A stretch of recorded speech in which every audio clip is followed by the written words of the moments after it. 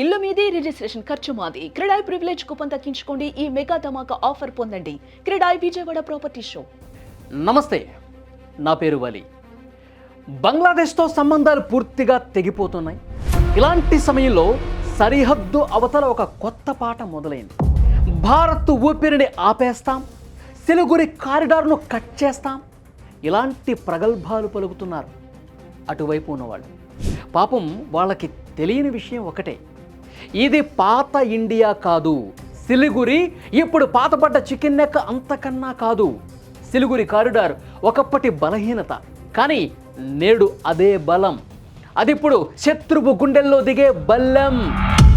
భారత సైన్యపు ఉక్కు కోట. అంగుళం కదిలించాలన్నా వెన్నులో వణుకు పుట్టాలి. ఒకవైపు శత్రువుని వేటాడే త్రిశక్తి కోర్, మరోవైపు అడవుల్లో నక్కిన భైరవ బెటాలియన్స్, ఆకాశంలో హాషిమారా ఎయిర్బేస్ గర్జన, గాలిలో ఏగనైనా సరే ఇట్లే కాల్చి పారేసే సుదర్శన చక్రం.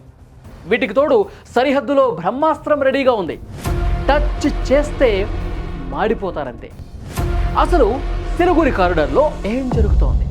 మన సైన్యం అక్కడ నిర్మించిన అభేద్యమైన కోట గురించి ఈ వీడియోలో ఇప్పుడు తెలుసుకుందాం. సిలిగురి కారిడార్, దాన్నే చికెన్ నెక్ అంటాం. ఈశాన్య రాష్ట్రాలను భారతదేశంతో కలిపే ఆ సన్నని దారి. ఎందుకంటే ఇది కోడి మెడల చాలా సన్నగా ఉంటుంది. కేవలం 22 కిలోమీటర్ల వెడల్పు ఉన్న ఈ ప్రాంతం దశాబ్దాలుగా భారతదేశానికి ఒక పెద్ద భయంగా, బలహీనతగా ఉండింది. ఎందుకంటే ఆ సిలిగురి కారిడార్ ఒకవైపు నేపాల్, మరోవైపు బంగ్లాదేశ్, పైన భూటాన్, కొంచెం అవతల డ్రాగన్ కంట్రీ చైనా చుంబీ లోయ మధ్యలో ఇరుక్కుని ఉంది. అక్కడ యుద్ధం అంటూ వస్తే శత్రువులు ఈ చిన్నని దారిని కట్ చేస్తే చాలు, అరుణాచల్ ప్రదేశ్, అస్సాం, 7 సిస్టర్స్ అంటాం కదా, ఆ 7 రాష్ట్రాలు భారతదేశం నుంచి తెగిపోతాయి. అందుకే చైనా చుంబీ లోయ ద్వారా ఈ కారిడార్పై కన్నేసింది. అదందరికీ తెలిసిన విషయమే. గతంలో జరిగిన డోక్లాం వివాదం కూడా దీనికి దగ్గరలోనే ఉంది. ఒకవేళ నిజంగానే యుద్ధం వస్తే చైనా దాన్ని కట్ చేసి మన దేశాన్ని 2 ముక్కలు చేయాలని ఎప్పటి నుంచో ప్లాన్లు వేస్తోంది. అందుకే దీన్ని మనం వీక్ పాయింట్ అనుకున్నాం. కానీ 2025 నాటికి కథ మారింది. అక్కడ అఫెన్సివ్ డిఫెన్స్ అనే వ్యూహాన్ని అమలు చేసింది.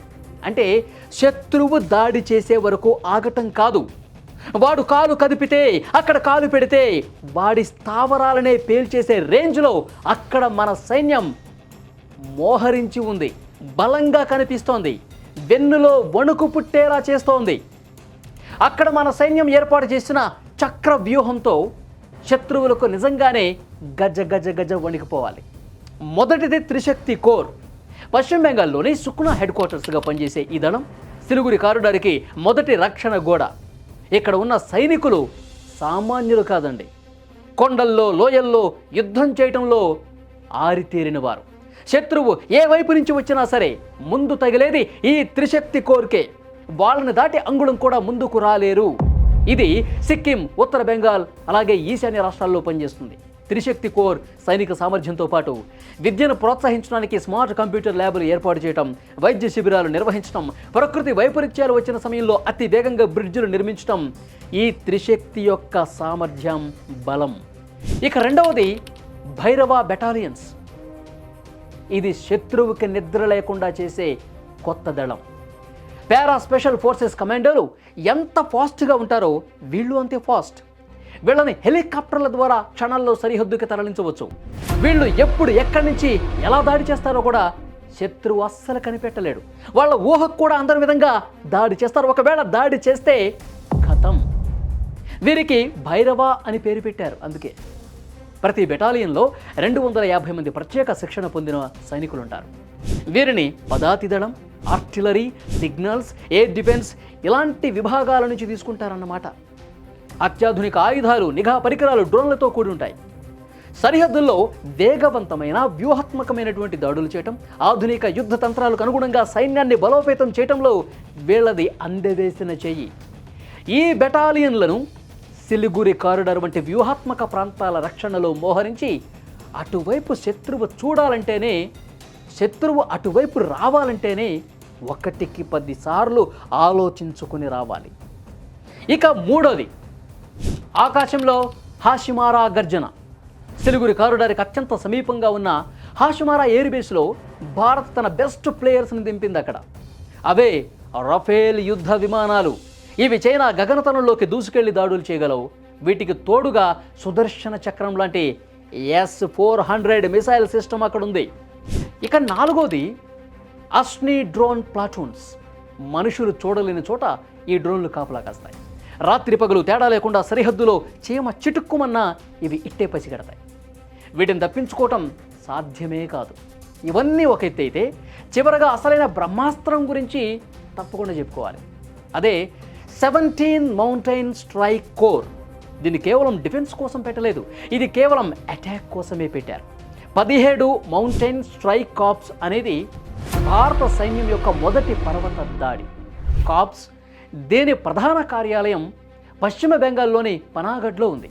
చైనా సరిహద్దులో వేగవంతమైన ప్రతిచర్య, ప్రతి దాడి సామర్థ్యాలను బలోపేతం చేయడానికి దీన్ని స్థాపించారు. దీన్ని బ్రహ్మాస్త్ర కార్ప్స్ అని కూడా పిలుస్తారు. ఇది LAC వద్ద సైనిక సామర్థ్యాలను పెంచడానికి, అలాగే హిమ్ విజయ్ వంటి వ్యాయామాల్లో పాల్గొంటుంది.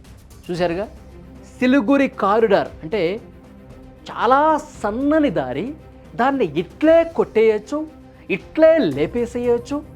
మొత్తం ఆ 7 రాష్ట్రాలు, మన దేశానికి చెందిన ఆ 7 సిస్టర్స్ని ఇట్టే కైవసం చేసుకోవచ్చు అని ఎవరైనా, బంగ్లాదేశ్ కానీ, పాకిస్తాన్ కానీ, చైనా కానీ ఎవరైనా సరే అలాంటి ఆలోచన చేస్తే ఏ స్థాయిలో భారత్ విజృంభిస్తుందన్నది నేను చెప్పినటువంటి మన బలగాల సామర్థ్యం ఈ పాటికి అర్థమై ఉంటుంది. శత్రువు పాలిట డెత్ ట్రాప్.